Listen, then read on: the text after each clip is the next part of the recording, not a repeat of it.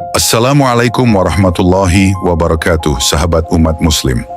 Pernahkah kalian bertanya-tanya, bagaimana perjalanan hidup kita dimulai sebelum kita lahir ke dunia? Apakah kalian tahu bahwa setiap manusia telah membuat perjanjian dengan Allah Subhanahu wa Ta'ala sebelum lahir? Temukan kisah luar biasa ini dan bagaimana janji tersebut mempengaruhi kehidupan kita di dunia.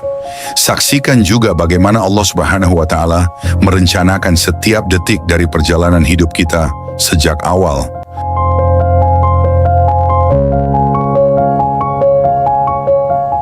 Sahabat umat muslim, dimohon untuk menonton video ini sampai selesai agar tidak terjadi kesalahpahaman.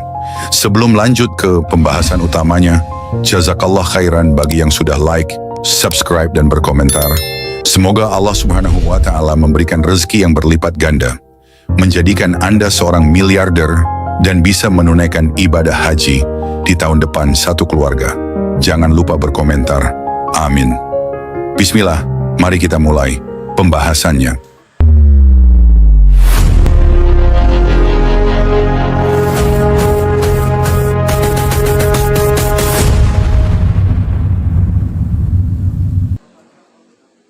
Sebuah perjalanan panjang dan penuh tantangan. Kehidupan manusia adalah sebuah perjalanan panjang yang melelahkan, penuh liku-liku, dan melalui tahapan demi tahapan. Perjalanan ini dimulai dari alam arwah, alam rahim, alam dunia, alam barzakh, hingga alam akhirat yang berujung pada tempat persinggahan terakhir bagi manusia, yakni surga atau neraka. Al-Quran dan Sunnah telah menggambarkan setiap fase dari perjalanan panjang ini. Al-Quran diturunkan oleh Allah Subhanahu wa Ta'ala kepada Nabi Muhammad SAW untuk memberikan pedoman bagi umat manusia tentang perjalanan tersebut.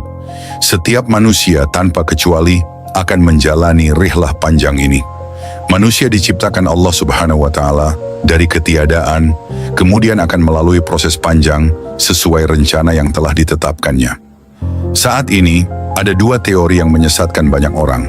Pertama, teori yang mengatakan bahwa manusia ada dengan sendirinya, yang dibantah oleh Al-Quran dengan hujjah, yang kuat bahwa manusia ada karena diciptakan oleh Allah Subhanahu wa Ta'ala. Kedua, teori evolusi yang mengatakan bahwa manusia berasal dari kera yang mengalami perubahan menjadi manusia. Teori ini juga dibantah oleh Al-Quran, yang menegaskan bahwa manusia pertama adalah Nabi Adam alaihissalam dan anak cucu Adam alaihissalam diciptakan dari percampuran antara sperma lelaki dengan sel telur wanita sehingga lahirlah manusia. Rasulullah Shallallahu Alaihi Wasallam dan kisah Rihlatul Insan. Rasulullah Shallallahu Alaihi Wasallam semakin mengokohkan tentang kisah Rihlatul Insan melalui beberapa haditsnya. Beliau bersabda, "Jadilah kamu di dunia seperti orang asing atau orang yang sedang musafir." Hadis riwayat Bukhari. "Dan untuk apa dunia itu bagiku? Aku di dunia tidak lebih dari seorang pengendara yang berteduh di bawah pohon, kemudian pergi dan meninggalkannya." Hadis riwayat At-Tirmidzi. Perjanjian manusia dengan Allah Subhanahu wa Ta'ala sebelum lahir ke dunia. Jauh sebelum dilahirkan ke dunia, manusia telah terikat perjanjian dengan Allah Subhanahu wa Ta'ala tentang keberimanan mereka kepadanya. Para rasul juga tidak luput dari perjanjian kepada Allah. Seluruh rasul yang diutus ke dunia bertugas untuk mengingatkan janji tersebut. Perjanjian manusia dengan Allah Subhanahu wa Ta'ala terekam dalam surah Al-A'raf ayat 172 dan Al-Hadid ayat 8, sementara perjanjian para rasul terdapat dalam surah Al-Ahzab ayat 7. Janji manusia ketika keluar dari sulbi Adam. Surah Al-A'raf ayat 172 menjelaskan tentang perjanjian manusia ketika keluar dari sulbi Adam. Dan ingatlah ketika Tuhanmu mengeluarkan keturunan anak-anak Adam dari sulbi mereka dan Allah Subhanahu wa Ta'ala mengambil kesaksian terhadap jiwa mereka seraya berfirman, "Bukankah aku ini Tuhanmu?" Mereka menjawab, "Betul engkau Tuhan kami menjadi saksi. Kami lakukan yang demikian itu, agar di hari kiamat kamu tidak mengatakan, sesungguhnya kami Bani Adam adalah orang-orang yang lengah terhadap ini, keesaan Tuhan." Ayat ini menurut Quraisy Shihab dalam tafsir Al-Misbah merupakan sebuah peringatan dan pengingatan kepada kaum kafir yang terus-menerus tidak mau beriman. Padahal sudah banyak bukti secara nyata dan jelas diungkapkan. Mulai dari ayat-ayat qauliyah hingga ayat kauniyahnya telah ditunjukkan. Lalu dalam firman-Nya tersebut Allah Subhanahu wa Ta'ala berhujjah dengan mengingatkan kembali janji dan kesaksian mereka ketika mereka dikeluarkan dari sulbi Adam. Beberapa riwayat hadis mengungkapkan mengenai janji manusia ketika keluar dari sulbi Adam, seperti dari riwayat Anas bin Malik, Umar bin Khattab, dan Ibnu Abbas. Namun Ibnu Katsir dalam tafsir Al-Quran Al-Azim mengambil hadis riwayat Ibnu Abbas karena paling sahih. Sungguh Allah Subhanahu wa Ta'ala mengambil perjanjian dari punggung sulbi Adam di Nu'man pada hari Arafah, lalu dari tulang punggungnya. Allah Subhanahu wa Ta'ala mengeluarkan seluruh keturunan yang Ia ciptakan, lalu Allah Subhanahu wa Ta'ala tebarkan di hadapannya, kemudian Allah Subhanahu wa Ta'ala berbicara langsung, "Bukankah aku ini Rabbmu?" Mereka menjawab, "Betul, engkau Rabb kami, kami bersaksi." Hadis riwayat Ahmad. Kesaksian manusia yang telah dijadikan perjanjian oleh Allah Subhanahu wa Ta'ala ini berlaku selama di dunia hingga datangnya kiamat. Meskipun perjanjian itu terjadi ketika manusia keluar dari sulbi Adam, perjanjian ini berlaku bagi semua keturunannya secara individu, sesuai dengan keterangan Nabi Muhammad dalam tafsir Al-Tasturi bahwa tidak akan berdiri kiamat sebelum semua keturunan yang telah diambil sumpah, kesaksian, dan janjinya itu terlahir ke dunia.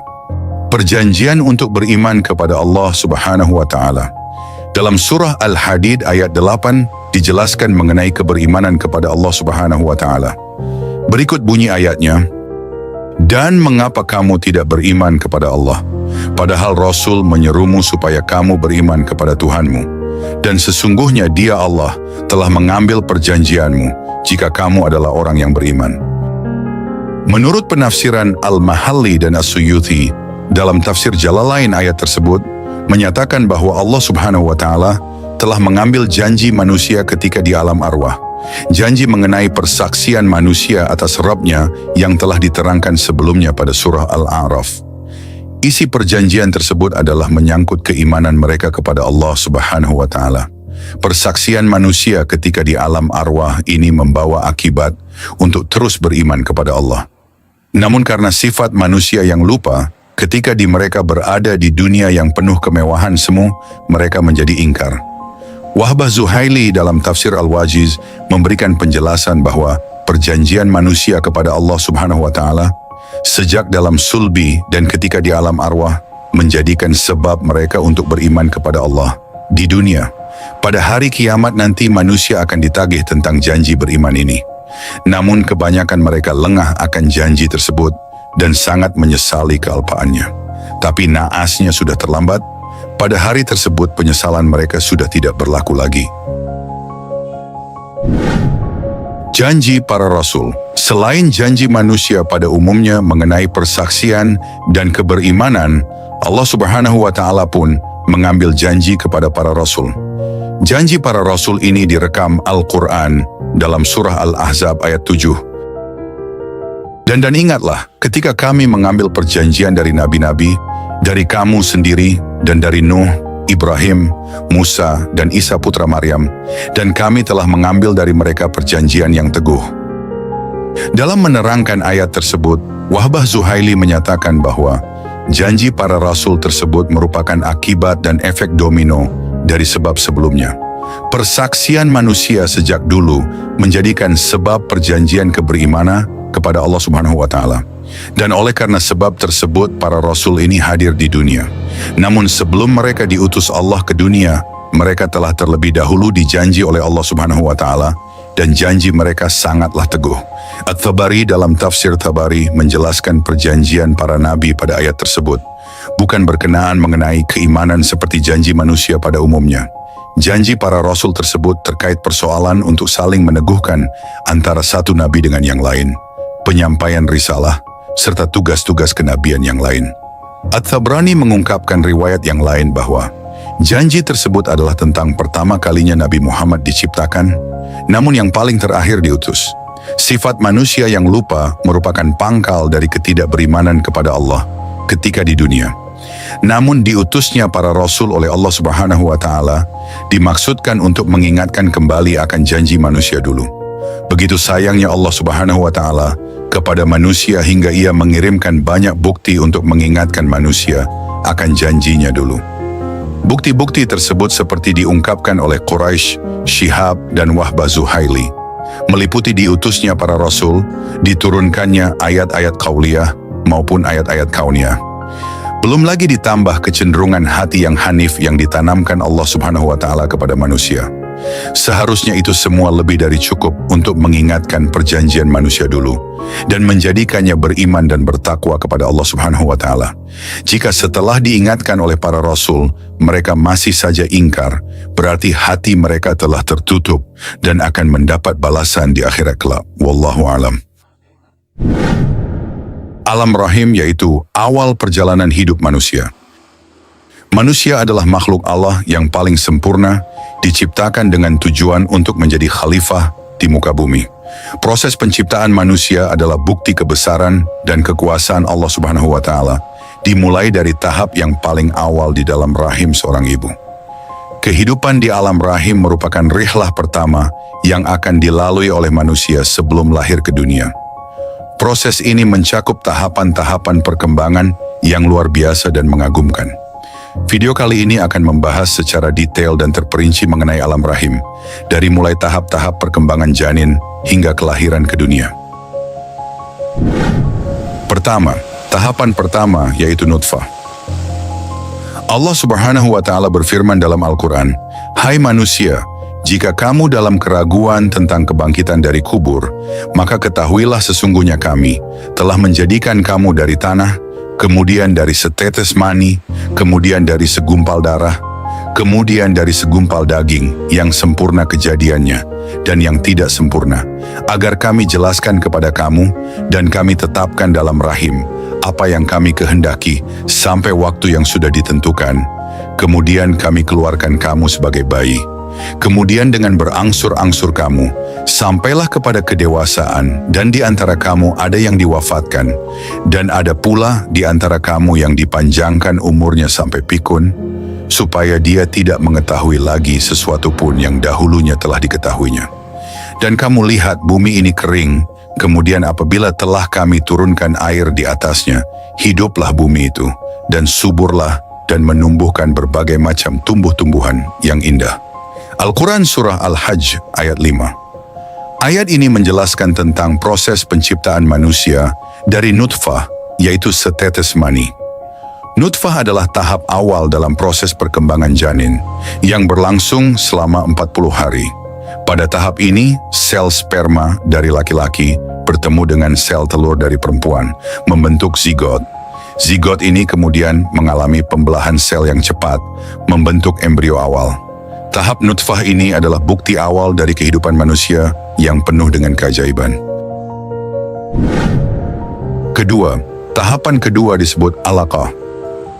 Setelah 40 hari dalam bentuk nutfah, embrio manusia memasuki tahap kedua yang disebut alaqah. Kata alaqah dalam bahasa Arab berarti segumpal darah atau sesuatu yang melekat. Pada tahap ini, embrio mulai terlihat seperti gumpalan darah yang melekat pada dinding rahim. Proses ini berlangsung selama 40 hari. Pada tahap alaqah, pembuluh darah mulai terbentuk dan sistem peredaran darah primitif mulai berfungsi. Embrio terus berkembang dan mulai membentuk struktur dasar tubuh manusia. Meskipun ukurannya masih sangat kecil, semua organ dan sistem tubuh mulai terbentuk pada tahap ini. Ketiga, tahapan ketiga disebut mudghah. Tahap ketiga dalam perkembangan janin adalah mudghah, yang berlangsung selama 40 hari berikutnya. Mudghah dalam bahasa Arab berarti segumpal daging.